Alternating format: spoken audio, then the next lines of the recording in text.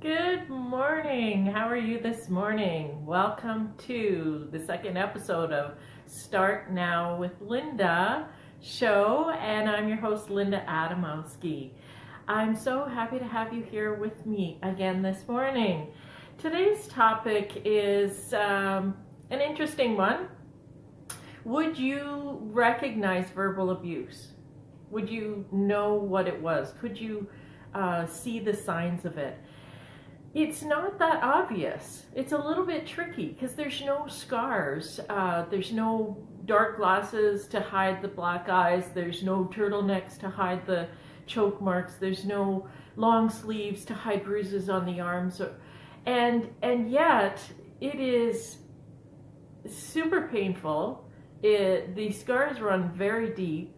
And in the research that I've done, I've heard people say that I wish that I'd been beaten because then the scars would go away. But I still hear the mean and hurtful things running through my head that the abuser said to me. So that's what I want to talk to you about today. How to recognize verbal abuse. And I've got some notes here, so I'm wearing my glasses so I can see what I've got to talk to you about.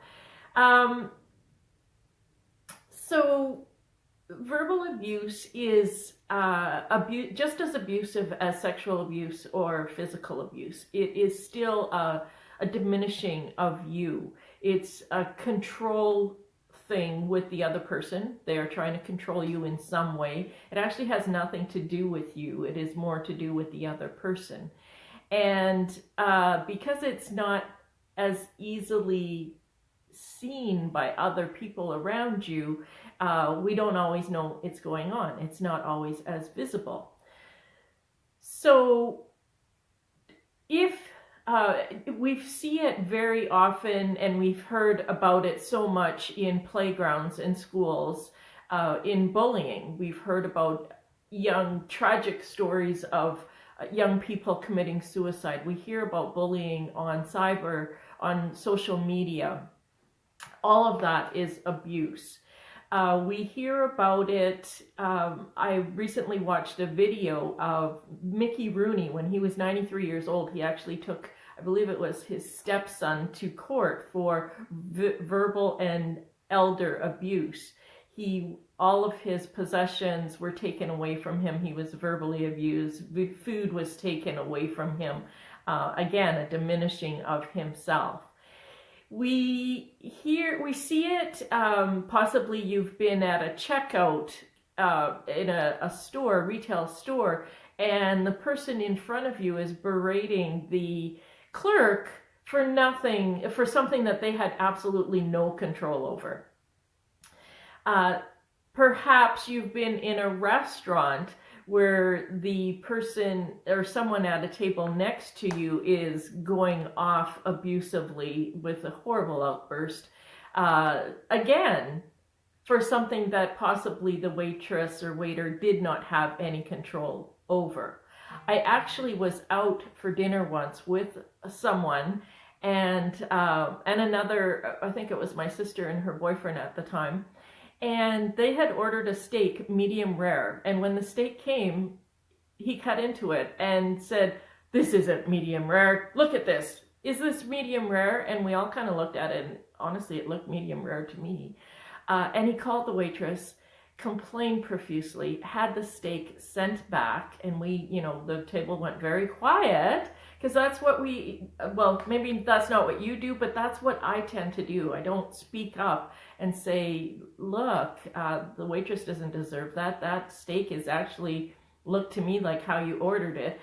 And what he was trying to do was actually get free dessert. He was actually abusing that girl and the kitchen staff to get free dessert.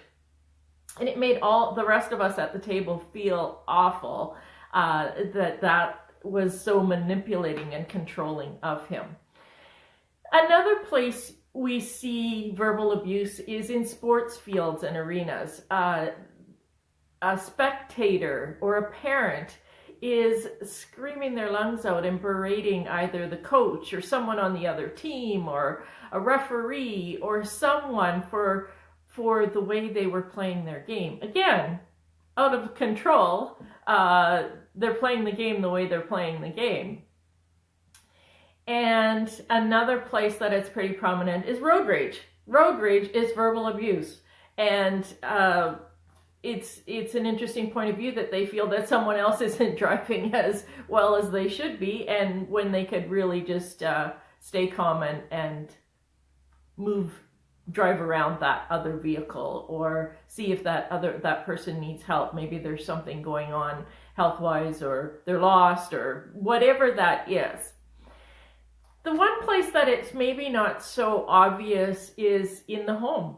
So in a relationship, a spousal relationship, perhaps with children, or an elder abuse where parents are elderly and they're either living with their children, or their children have access to their finances or something, and they're being abused verbally when they can't deal with a situation. So the children are abusing the elders, or the spouse is abusing the other spouse, or the parent is abusing the children verbally.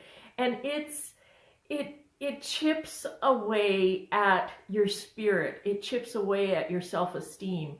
It's like a brainwashing, or a subliminal message that's running in your brain. What's wrong with you? What's wrong with you? What's wrong with you? Why are you so dumb? Why are you so stupid? Why can't you get anything right?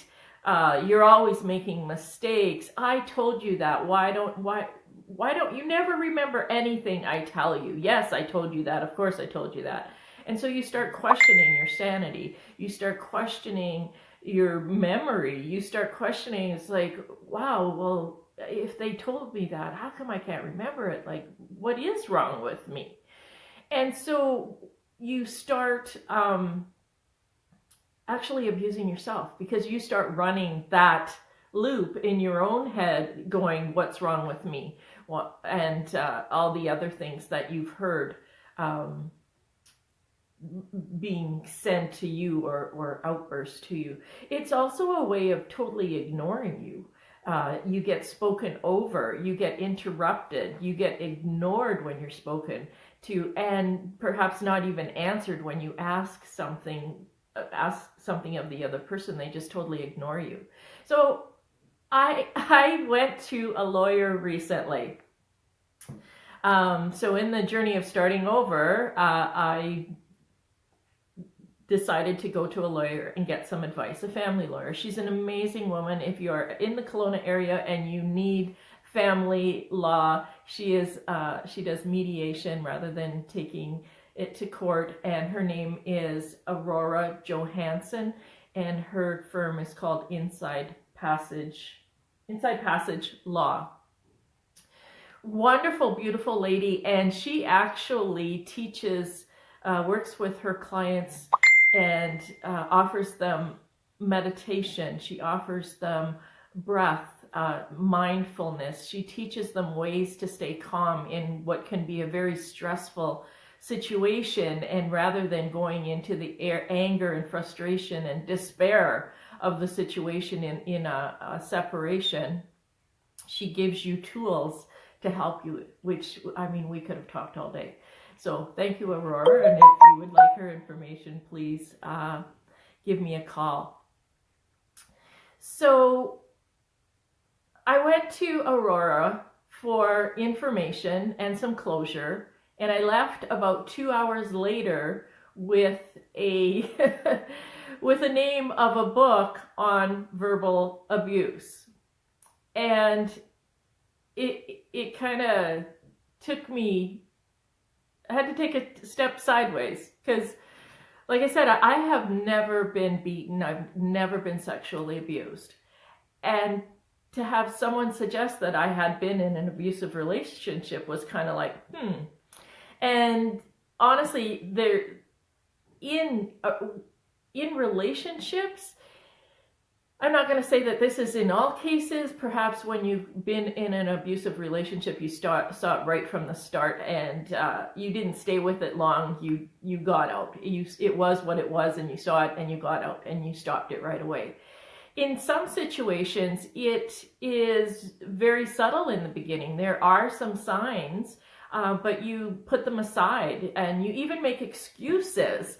Things like, oh, they had a bad day, or they're under a lot of stress at work, or oh, they had a shitty childhood. And you just brush it under the carpet, which is what I did. And then pretty soon it occurs more and more. The outbursts are more and more. And something can trigger it, maybe a health event or a loss or a job loss or a loss of a friend or family member, and that can trigger it, and it continues on a very abusive cycle. And so whatever that situation is for you, everyone is going to be different. But over time, it's like you learn to walk on eggshells, and you make that uncomfortable part of your life your new comfortable. For whatever reason, you're not willing to look at it for what it is, and you're not willing to deal with it. And like I said earlier, the brainwashing and the subliminal messages, for some reason you allow it to happen until one day you say no. And so this book is called Victory Over Abuse by Patricia Evans. There's actually several books. Another book is Controlling People, also by Patricia Evans. So I got home from that meeting with Aurora, and I was in such a hurry to listen to this book or read this book. I couldn't wait for it to come in paper. I downloaded it onto Audibles, put my runners on, and went for a walk along the lake, which is what I do every day. And I started listening to this book. And what I heard in the first 10 minutes absolutely blew me away. What it said is that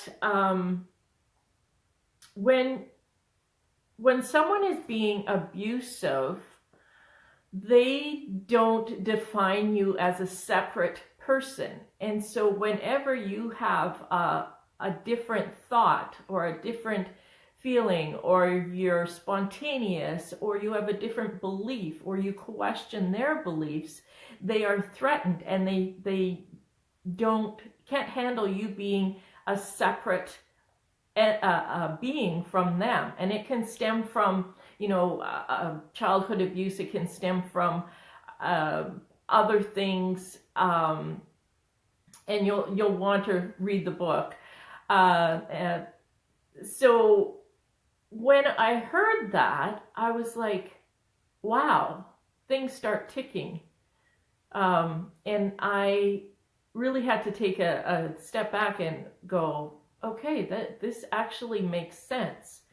And I looked up the definition of verbal abuse, and let me read it to you. It's either verbal berating or a withholding response, which is defining the target, so you, as non-existent.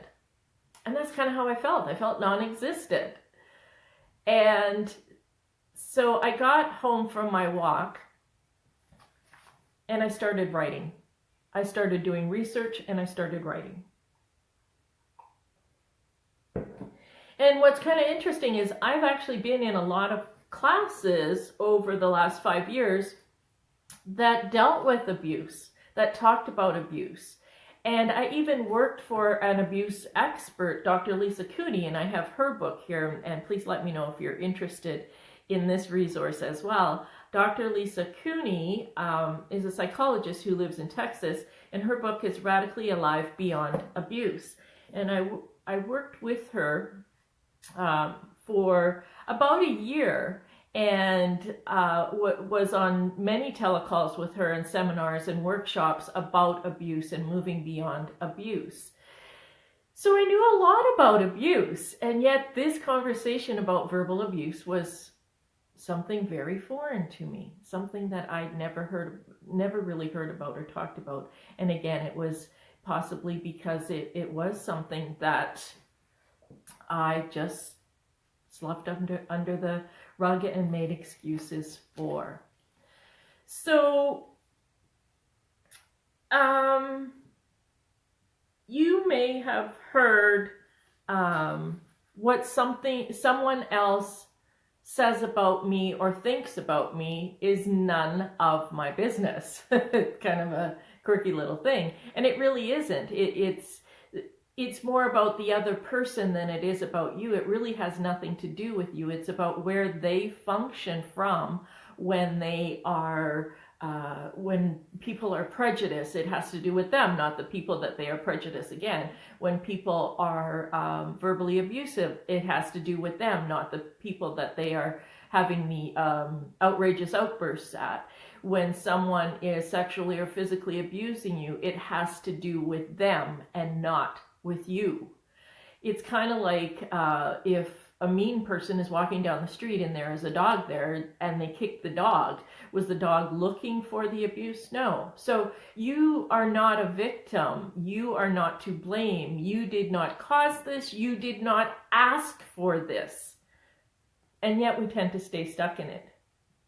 Again, like that subliminal message running in your head. What's wrong with me? Why am I so stupid? And all of this, and you start abusing yourself. So get tools, read books, get coaching.